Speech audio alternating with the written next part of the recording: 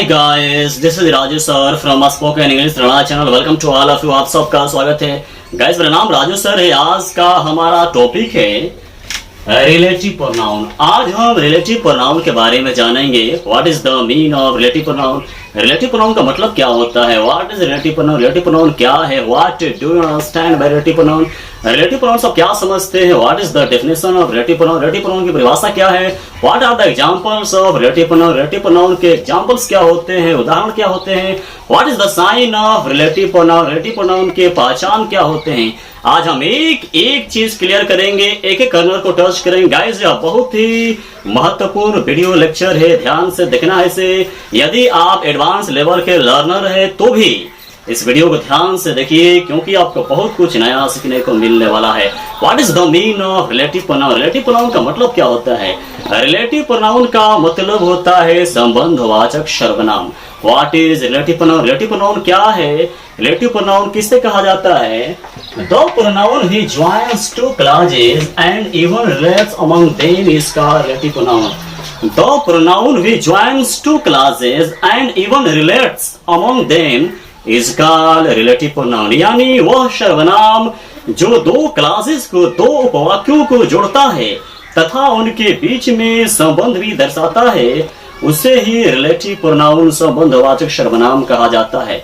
किस प्रकार जोड़ता है, किस प्रकार संबंध दर्शाता है, जरा एग्जाम्पल के माध्यम से हम समझते हैं। जैसे The boy who is Rahul, the boy who is playing is Rahul। वह लड़का जो खेल रहा है वह राहुल है। बच्चों यहाँ पर दो क्लाज है, दो उपवाक्य। पहला तो who is playing, यह एक उपवाक्य है, एक क्लाज है, और एक ये है The boy is Rahul।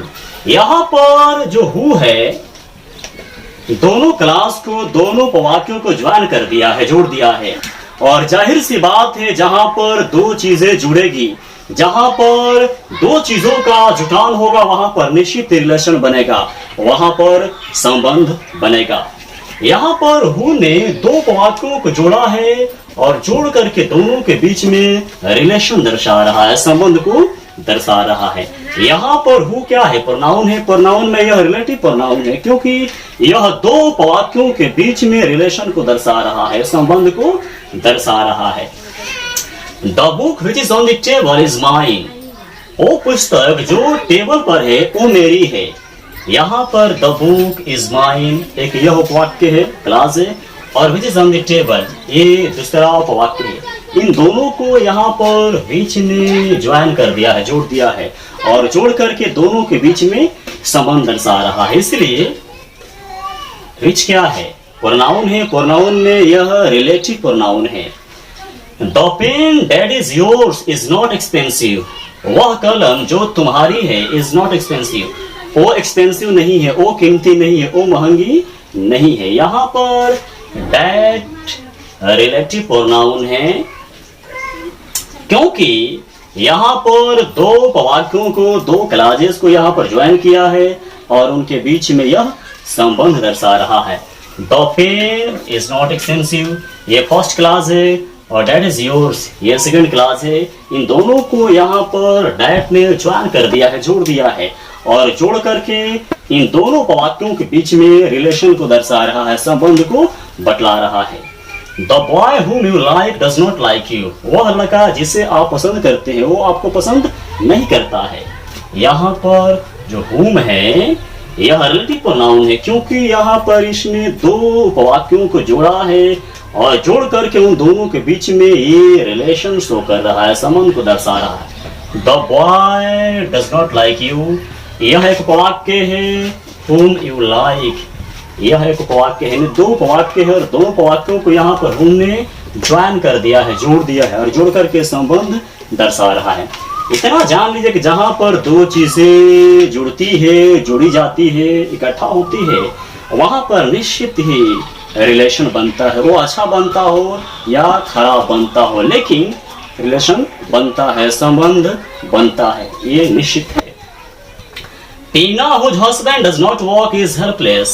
टीना जिसके पति काम नहीं करते हैं वह बेसहारा है, लाचार है, असहाय है।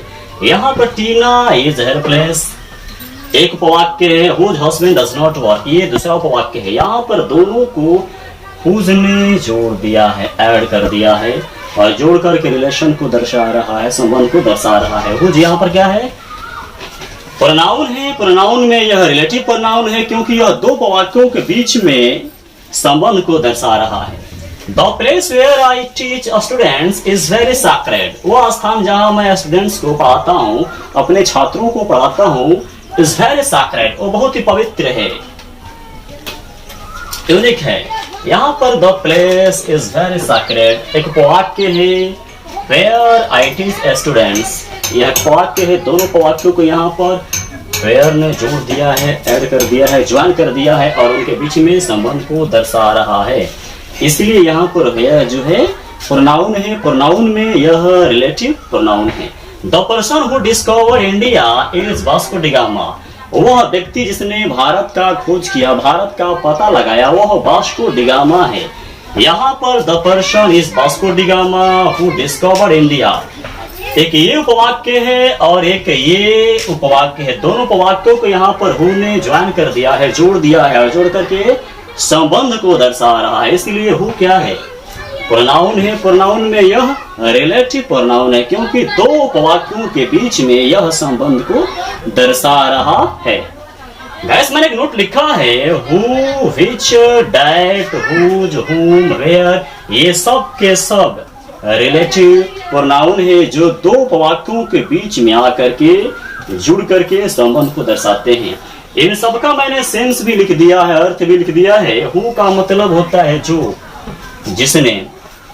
हु का मतलब क्या होता है? हु का मतलब जो होता है, जिसने होता है। हुज, हुज का मतलब होता है जिसका, जिसकी, जिसके। हुज का मतलब जिसका, जिसकी, जिसके। फिच, फिच का मतलब जो होता है, जिस होता है, जिससे होता है। हुम, हुम का मतलब होता है जिसका, हुम, WHOM, हुम। हुम का मतलब होता है जिस, जिसे, जिससे, जिसको। वेयर, वेयर का मतलब होता है जहां। दैट, दैट का मतलब होता है जो, जिस। गाइस मुझे उम्मीद है यह आपको वीडियो लेक्चर समझ में आ गया होगा। इस वीडियो को जितना हो सके इसे शेयर कीजिए ताकि यह अधिकांश बच्चों के पास पहुंचे और बड़े पैमाने पर बच्चे इसका लाभ उठा सके। यदि अभी तक आपने चैनल को सब्सक्राइब नहीं किया है तो चैनल को सब्सक्राइब कर लें ताकि आने वाले हर वीडियो सबसे पहले आप तक पहुंच सके। तुरंत मिलते हैं एक यूनिक एपिसोड के साथ, तब तक के लिए धन्यवाद।